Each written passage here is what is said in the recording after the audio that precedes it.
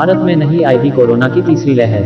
जानिए क्या है वजह। एक्सपर्ट्स का मानना है कि अगर कोरोना की तीसरी लहर आती भी है तो यह कोरोना की दूसरी लहर के जैसा भयावह प्रकोप कोरोना वायरस थर्ड वेव नहीं फैला पाएगी।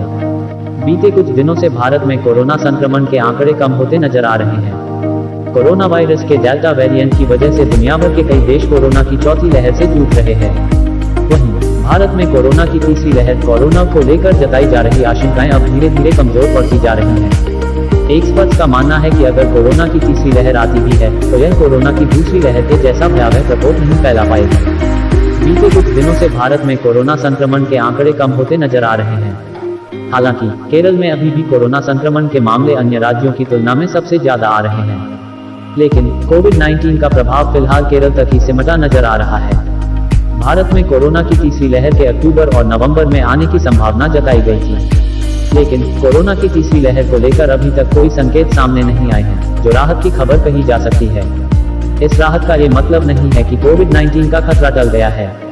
भारत में कोरोना संक्रमित मरीजों की कुल संख्या 1.78 लाख के करीब पहुंच गई है, जिसे देखकर तमाम एक्सपर्ट्स और डॉक्टर कोरोना की तीसरी लहर आने की आशंका के कमजोर पड़ने की बात कह रहे हैं।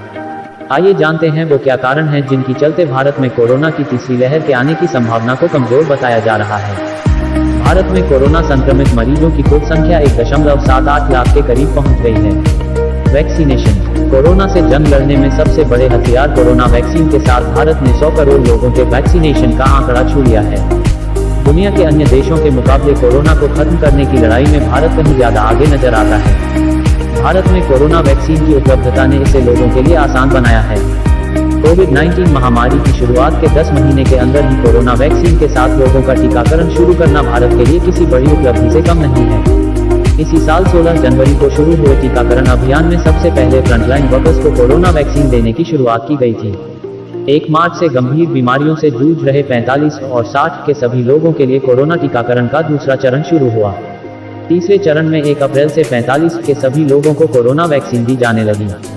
कोरोना टीकाकरण के चौथे चरण में 1 मई से 18 आबादी के लिए वैक्सीनेशन के रास्ते खोल दिए गए। भारत में शुरू हुए कोरोना वैक्सीनेशन के 10 महीने के भीतर ही 100 करोड़ लोगों के टीकाकरण का ऐतिहासिक मुकाम पा लिया गया। आंकड़ों के लिहाज से भारत की 18 आबादी के 74.9% को कोरोना वैक्सीन का एक डोज दिया जा चुका है।